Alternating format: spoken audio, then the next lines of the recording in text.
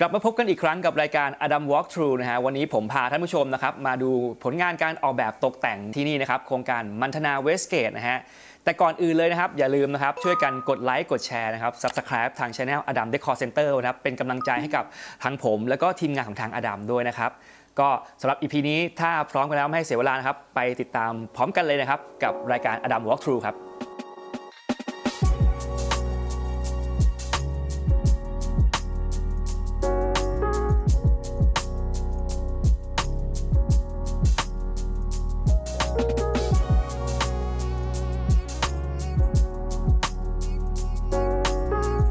ก็มาอยู่ในส่วนแรกนะครับเป็นส่วนของ Main Living Room นั่นเองนะครับสำหรับที่นี่นะฮะก็มีการพูดคุยรับบรีฟมาจากโอนเนอร์ก่อนเลยนะฮะว่าที่เนี่ยจะเป็นคอนเซปต์แนวแบบขาวดำเทาประมาณนั้นเองนะฮะก็เป็นแบบเป็นโมเดิร์นมินิมอลนั่นเองนะฮะซึ่งตัวแมททีเรียลหลักๆที่เราเลือกใช้เนี่ยก็จะเป็นพวกงานสีพ่นนะครับที่เป็นสีพ่นสีออกเป็นสีขาวๆตุ่นๆนิดนึงนะฮะเอามาตัดกับแมททีเรียลที่มันเป็นตัวลามิเนตลายไม้สีเข้มนั่นเองนะฮะก็จะมีให้ความรู้สึกแบบว่าคอนทราสต์กันนิดนึงนะฮะมีแบบบางจุดสว่างๆบางจุดมีเข้มๆก็ดูลงตัวเท่ดีนะฮะอีกส่วนหนึ่งนะครับที่ได้มีการเกริ่นไว้ตอนแรกนะครับคือจะเป็นตัวของ Lighting นั่นเองนะครับที่เรามีการซ่อนไฟต่างๆ LED นะครับที่นี่จะค่อนข้างหลายจุดเลยนะฮะมากกว่าหลายๆโปรเจกต์ที่ทำมาเลยด้วยซ้ำนะฮะก็คือจะเป็นในตัว LED ที่เราซ่อนไปตั้งแต่พวกหลืบผ้าม่านนะครับหรือว่าตรงหลืบฝ้าต่างๆนะฮะก็เดี๋ยวจะพามาลงดีเทลมาดูพร้อมๆกันในแต่ละส่วนนะครับ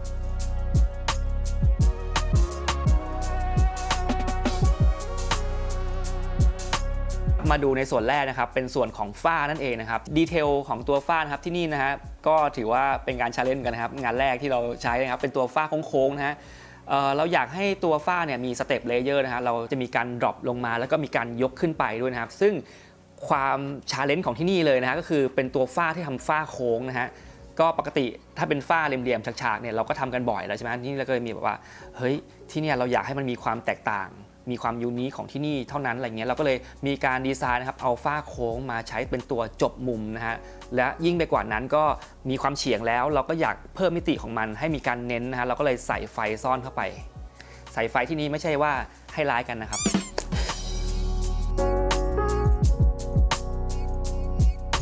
อีกหนึ่งตัวนะครับที่เลือกใช้กัน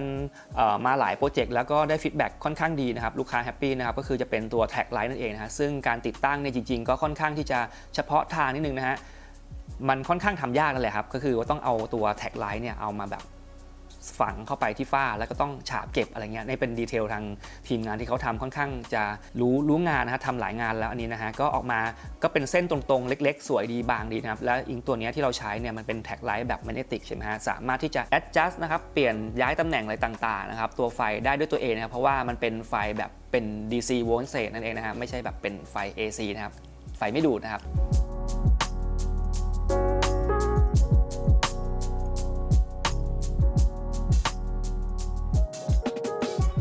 มาดูกันต่อในส่วนของทีวีวอลนั่นเองนะฮะในส่วนของทีวีวอลเนี่ยตรงนี้ก็จะเป็นงานที่ค่อนข้างชาเลนจ์ทางทีมงานกันนะครับเพราะว่า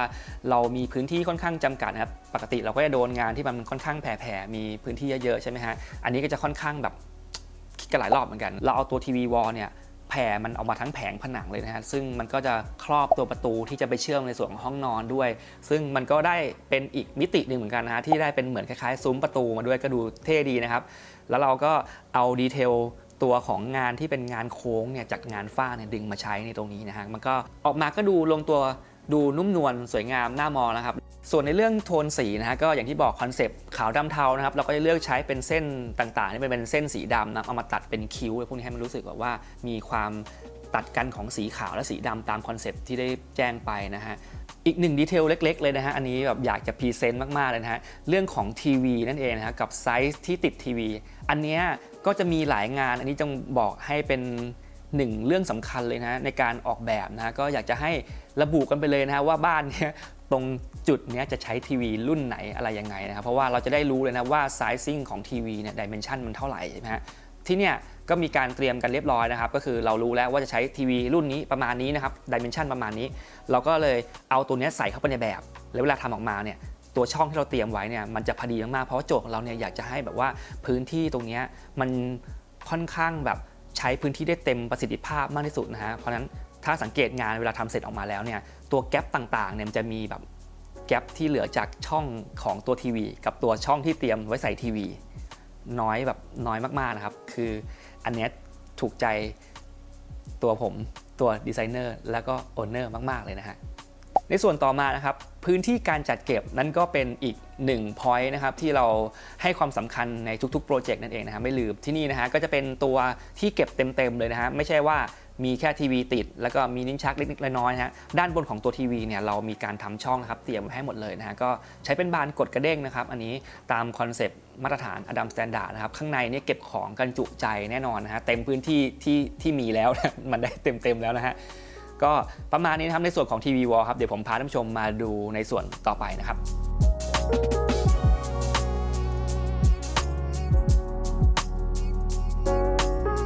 ในส่วนของ living room แน่นอนนะครับสิ่งที่คู่กันกับทีวีก็คือตัวชุดโซฟานั่นเองนะครับซึ่งตัวนี้ที่เราเลือกใช้นะครับก็เป็นตัวโซฟาตัว L นะครับมีชื่อรุ่นว่า Alta นั่นเองนะฮะซึ่งเราเลือกใช้ตัวผ้าที่เป็นผ้า velvet นะครับเพราะตัวนี้มันจะมีแบบคาแรคเตอร์ว่ามีความ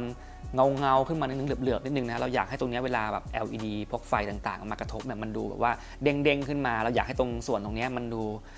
เด่นขึ้นมาจากโซนอื่นซึ่งตรงนี้ก็เป็นหน้าที่ของทางทีมงานเราอยู่แล้วใช่ไหมฮะเราก็เลยนะครับเลือกเอาตัวแปลนมาแมปดูนะครับว่าดิเมนชันของตัวโซฟาเนี่ยมันควรจะประมาณ2 เมตรกว่าประมาณนี้เอาวาง L ด้านนี้นะครับเพื่อจะไม่ขวางทางเดินเข้าไปห้องทำงานแบบประมาณนี้ส่วนต่อมานะครับก็เป็น coffee table นะที่เราเลือกใช้คู่กับโซฟา Alton นะก็คือจะเป็นรุ่น Richman นั่นเองนะครับซึ่งเราเลือกใช้ตัวหินที่เป็นหินดำนะครับเราอยากให้งานตรงส่วนโซนตรงนี้มันดูป๊อปอัพเด้งๆออกมานะครับเป็น Black Macuna ผิวแมตต์นั่นเองตัวนี้ปกติ dimension ของมัน standard คือ1 เมตรแต่ว่าที่นี่เราเอาสเกลลงมานะครับให้เหลือ80 เซนนั่นเองนะฮะที่อยากจะให้มันแบบไม่ใหญ่เกินพื้นที่นะครับเดินไปเดินมาก็ยังมีเหลือสเปซนะครับสามารถที่จะคัสตอมได้นะครับถ้าท่านผู้ชมกำลังมองหารูทเฟอร์นิเจอร์ต่างๆสามารถแวะเข้ามาดูของจริงนะครับได้ที่ Adam Flagship Store เราที่ CDC อยู่ตึก D-Dock ชั้น 2 เปิดให้บริการทุกวันนะฮะมีทางทีมงาน Design Specialist ของเราให้การต้อนรับให้คำแนะนำต่างๆสามารถพูดคุยปรึกษาได้เลยนะฮะ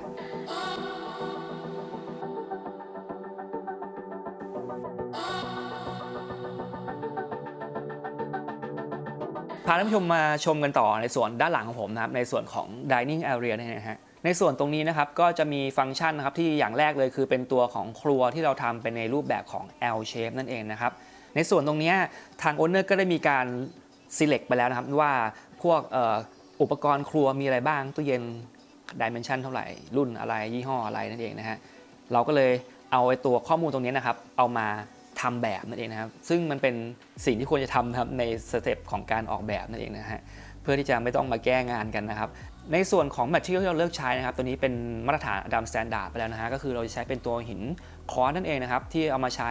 ซึ่งตรงนี้เราอยากจะให้มอบประสบการณ์นะครับการใช้งานให้กับทางโอนเนอร์นะครับที่แบบว่าไม่ต้องมานั่งคอยระวังนะครับในเรื่องการใช้งานไม่ว่าจะมีแบบเกิดอุบิเหตุน้ำหกกาแฟหกใส่ถ้าเป็นหินอ่อนธรรมชาติเนี่ยอาจจะไม่ค่อยโอเคเท่าไหร่นะครับต้องรีบเช็ดอะไรเงี้ยแล้วก็อาจจะเกิดทิ้งคราบต่างๆไว้นะฮะส่วนฟังก์ชันอื่นๆนะครับก็มีเตรียมมาให้เพียบพร้อมพวกปลั๊กต่างๆแล้วก็พวกไฟซ่อนตามเชลฟ์ต่างๆนะครับไม่ว่าจะเป็น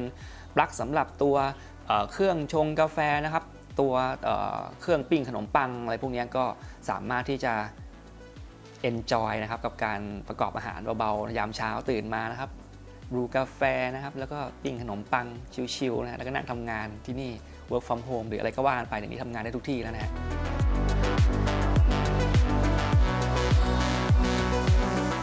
ในส่วนต่อมานะครับเป็นตัวโต๊ะอาหารนั่นเองนะฮะเราเลือกใช้เป็นรุ่น Emma นั่นเองเป็น Signature Model ของทาง Adam นะครับซึ่งตัวนี้ Dimension ที่จาก Standard นะครับอยู่ที่3 เมตรสำหรับโปรเจกต์นี้นะครับเราหดมันลงมานะครับอยู่ที่2 เมตร 20นะครับเพื่อที่จะให้มันลงวางในพื้นที่ตรงนี้มันดูแบบพอดีนะครับไม่เกะกะทางเดินนั่นเองนะครับในส่วนของเก้าอี้อาหารนะครับเราเลือกใช้เป็นโมเดลเมสันนั่นเองนะก็เป็น best combination ของทาง Adam เลยนี่นะฮะดูเข้ากันที่เราใช้ตัวเมสันเพราะว่าเรื่องของ Space นั่นเองนะครับเราดูแล้วเนี่ยพื้นที่ค่อนข้างจะจำกัดและต้องการวางเก้าอี้ถึง6 ตัวนะฮะเราก็เลือกตัวนี้เพราะว่ามันตัวเล็กนะครับแล้วก็สามารถที่จะสอดเข้าไปใต้โต๊ะได้อย่างแบบ perfect พอดีมากๆเลยนั่นเองนะครับไม่กระทบต่อทางเดินนั่นเองนะครับมาดูในเรื่องของไฟตกแต่งบ้างนะครับที่นี่นะครับเราก็มีการเลือกตัว โคมไฟที่จะอยู่บนเหนือของตัวอาหารเนี่ยมาหลายตัวเหมือนกันนะฮะแต่สุดท้ายนะครับก็ไปตกที่ตัวนี้นะครับเป็นของแบรนด์ Fritz Hansen นะฮะตัวนี้ก็ทาง Owner ก็สเปคมาเลยนะครับชื่นชอบตัวนี้ส่วนตัวทีมงานก็เห็นด้วยนะครับสวยงามดีนะเพราะว่ามันก็ดูเป็นแบบนิ่งๆนะครับคลีนเป็นแค่เส้น LED ลงมานะครับอันนี้เราใช้แบบเป็น2ชุดเอามาจอยต่อกันนั่นเองนะครับพอดีมากๆเลยครับสวยดีครับตัวนี้มาดูต่อนะครับอีกส่วนหนึ่งเป็นส่วนของโซนหน้าบ้านนะครับซึ่งได้รับบีฟนะครับมาจากทางโอนเนอร์นะครับว่าอยากจะทำในส่วนพื้นที่ตรงนี้ให้เป็นส่วนของพื้นที่ทำงานนั่นเองนะฮะซึ่งทางทีมงานเราก็อันนี้เห็นด้วยเลยครับเพราะว่า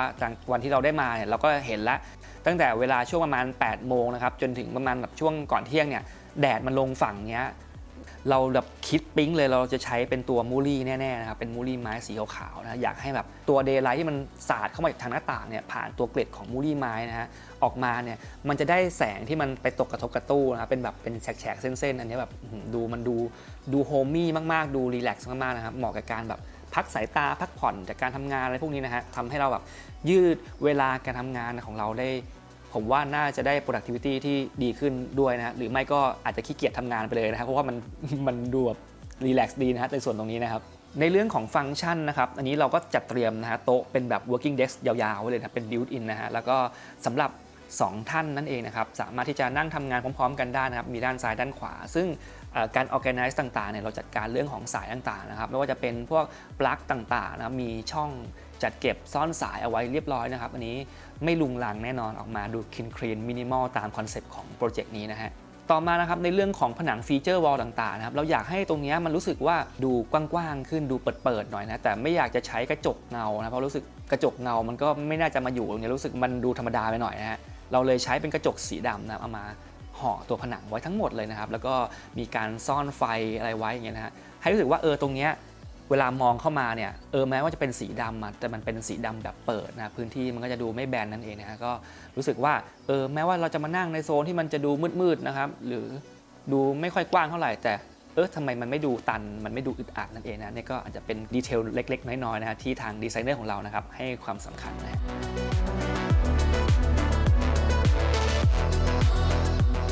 ผมพาท่านผู้ชมนะครับมาดูดีเทลเล็กๆน้อยๆของการออกแบบนะครับที่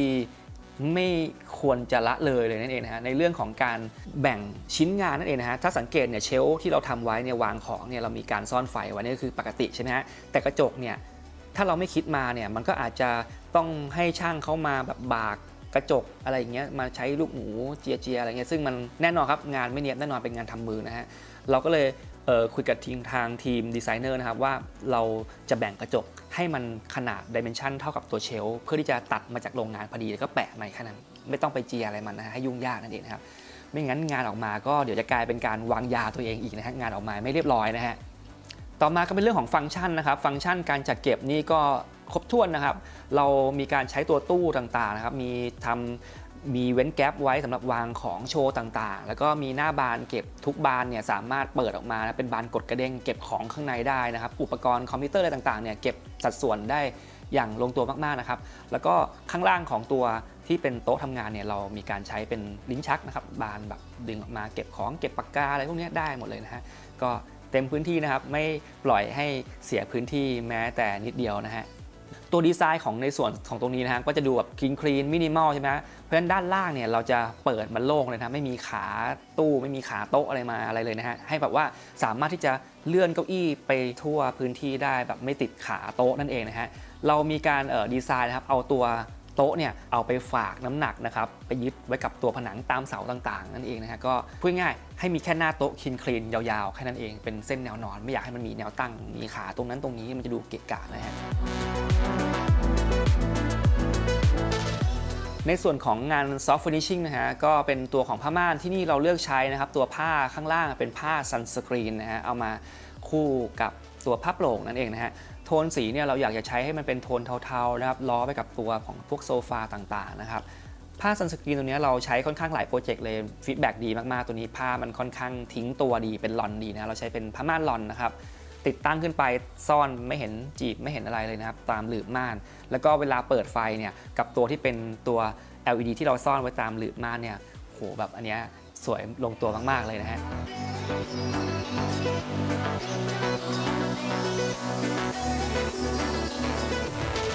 เป็นยังไงกันบ้างครับในส่วนของผลงานการออกแบบตกแต่งชั้นล่างหวังว่าจะถูกใจท่านผู้ชมนะฮะ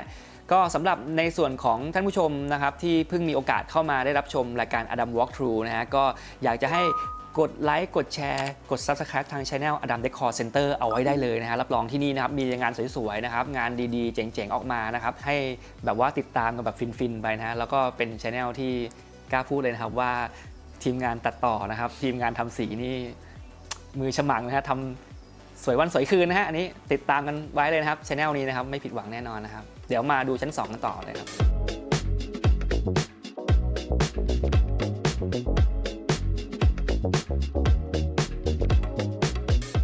ผมพาท่านผู้ชมนะครับมาดูต่อในส่วนของห้อง Master Bedroom นะฮะสำหรับในส่วนของห้องนี้นะครับก็จะมีพื้นที่ค่อนข้าง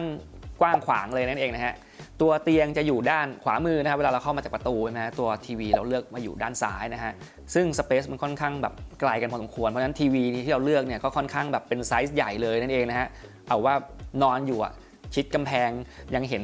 คอนเทนต์ชัดๆเต็มตานะฮะ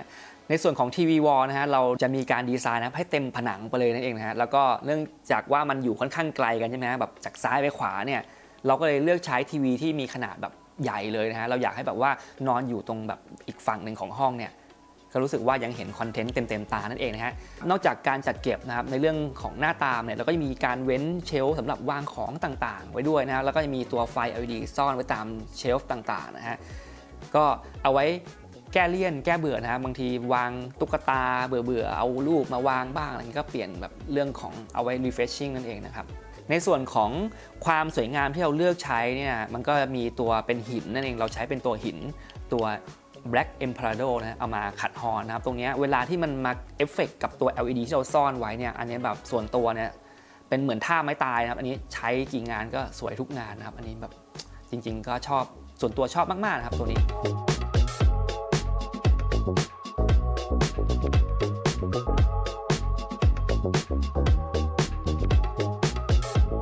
มาดูต่อนะครับในส่วนของตัวผนังหัวเตียงนั่นเองนะฮะตรงนี้เราก็จะเลือกใช้ตัวหินนะครับเป็นหิน Star Studio นะฮะเอามา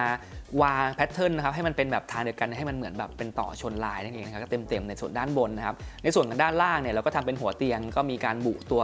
หนังเอาไว้นะครับแบบว่าให้มันดูนุ่มๆหน่อยแล้วก็มีตัวเบรกนะครับด้วยตัว LED ที่เป็นแบบทำเป็นแบบอัพไลท์ขึ้นมาเวลากลางคืนเนี่ยเวลาเราเปิดไฟเนี่ยก็จะแบบมีการเอฟเฟกต์กับตัวหินที่มันเงาๆเนี่ยก็โอ้โหดูแบบลักชัวรี่มากๆนะฮะอันนี้ในส่วนของตัวเตียงนะครับเราเลือกใช้เป็นตัวเตียง6ฟุตนะครับเราใช้เป็นตัวเตียงแบบซันเค้นนะครับอันนี้ก็จะมีตัวสตูปลายเตียงนะครับที่แบบอันนี้ก็เป็นดีไซน์ที่เราทำแบบเตี้ยๆไว้นะครับคล้ายๆเป็นออโตแมน2ตัวมาวางชนกันนะฮะแล้วก็เตี้ยๆเพื่อที่จะแบบเราคิดว่าไอ้ตรงปลายเตียงเวลาถ้าทางโอนเนอร์นอนอยู่เนี่ยองศาการรับชมคอนเทนต์มันค่อนข้างเตี้ยถ้าเกิดมีอะไรสูงๆมาบังเนี่ยก็อาจจะรู้สึกว่ามันไม่ค่อยโอเคเท่าไหร่นะเราก็เลยเลือกใช้เป็นแบบแค่สตูเรียบๆวางเตี้ยๆเท่านั้นเองนะไม่รบกวนทิศของการมองทีวีนั่นเองนะครับ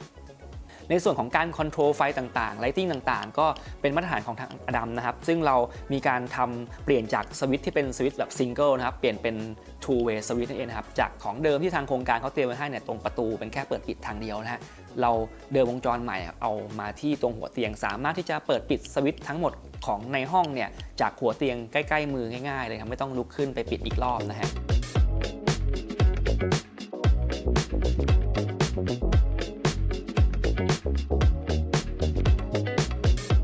ผมพามาดูในส่วนสุดท้ายนะครับเป็นตัวของ Closet นั่นเองนะครับตรงนี้ก็จะมีการรวมกันนะครับเป็น His and Her Closet นั่นเองนะครับตรงนี้ก็จะมีการทำประตูเป็นประตูสไลด์กั้นแยกโซนไว้เพื่อที่จะไม่ให้ตัวแอร์เนี่ยมันแบบลีกเข้าไปในห้องนี้ด้วยนะฮะในส่วนของพื้นที่เพียงแค่ไม่กี่ตารางเมตรเนี่ยเราสามารถจะ organize จัดการทุกๆฟังก์ชันมายัดรวมในพื้นที่แบบนี้ได้ก็ถือว่าเป็นความ challenge ของการทำงานนะครับแต่ในส่วนตัวได้เข้ามาที่นี่ก็รู้สึกว่ามันลงตัวนะครับมีการจัดเก็บที่ได้เยอะมากๆเสื้อผ้านี่ได้แบบโหหลาย10ตัวเลยนะฮะแล้วก็เรื่องของเก๊ะลิ้นชักต่างๆมีครบนะฮะตัว dressing table ที่เรามีการติดไฟที่มันเป็นแบบ touch sensor ไว้นะครับเป็น LED ไว้ด้วยนะครับเพราะว่าเราก็กลัวว่าแบบเฮ้ยไฟนี้มันจะส้มเกินไปไหมอะไรเงี้ยเควินของไฟมันองศาอาจจะแบบเพี้ยนนิดนึงนะแล้วก็มีการเอาตัวไฟขาวเอามาช่วยเกลี่ยนะฮะให้รู้สึกว่าตัวไฟมันมีการ correct ถูกต้องนั่นเองนะฮะ ในส่วนของงานดีไซน์ดีเทลเล็กๆนะฮะก็คือจะเป็นเรื่องของตู้เสื้อผ้านะครับเป็นเรื่องของด้านหลังของตู้เสื้อผ้าเนี่ยก็เป็นเหมือนงานทดลองของทางทีมงานด้วยนะครับเรามีการเลือกใช้เป็นแมทเทอเรียลที่เป็นคล้ายๆเป็นตัวหนังเอามาคอมไบน์กับตัวงานไม้นะครับซึ่งออกมาก็ได้แบบว่าเป็นคู่ material 2 อย่างที่เอามาใช้รวมกันแล้วออกมาสวยดีนะครับด้านแบ็กกิ้งของตู้เนี่ยจะใช้เป็นตัวหนังออกสีแบบเป็นสีโทปนะฮะแล้วก็ตัวไม้เนี่ยเป็นสีไม้เข้มๆเลยนะออกมาก็ดูลงตัวดีนะฮะ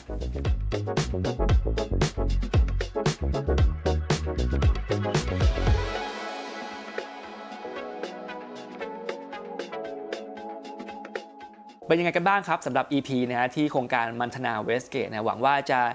enjoy กับ EP นี้นะฮะกับงานแบบมินิมอลนะครับเรียบหรูดูแพงนั่นเองนะครับที่มีความตัดกันของเรื่องของโทนสีนะครับเรื่องของการแบบดีเทลเล็กๆน้อยๆนะครับการซ่อนไฟต่างๆนะฮะก็สำหรับท่านผู้ชมนะครับที่ชื่นชอบนะครับทางผลงานของอาดัมและกำลังหาดีไซเนอร์อยู่ก็สามารถที่จะติดต่อเรามาได้ทุกช่องทางนะไม่ว่าจะเป็นทาง Facebook Instagram ทาง YouTube นะครับ DM เข้ามาได้เลยนะฮะ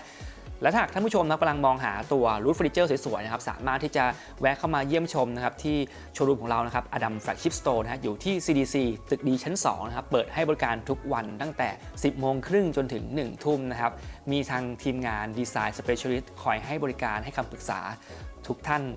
ต้อนรับอยู่นั่นเองนะฮะแล้วก็แน่นอนนะครับถ้าหากชื่นชอบ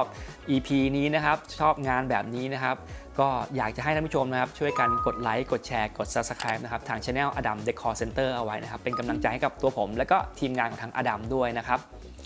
แล้วก็สุดท้ายนะครับก็ต้องขอบคุณทางโอนเนอร์นะครับใจดีนะครับที่อนุญาตนะครับให้เราพาท่านผู้ชมนะครับเข้ามารับชมนะครับการ walk through ที่นี่นะครับโครงการมันธนาเวสเกตนะครับก็สำหรับวันนี้นะครับ enjoy กันเต็มที่นะครับแล้วก็ยังไงพบกันใหม่ EP ต่อไปนะครับสำหรับวันนี้ต้องขอบคุณและขอตัวไปก่อนครับสวัสดีครับ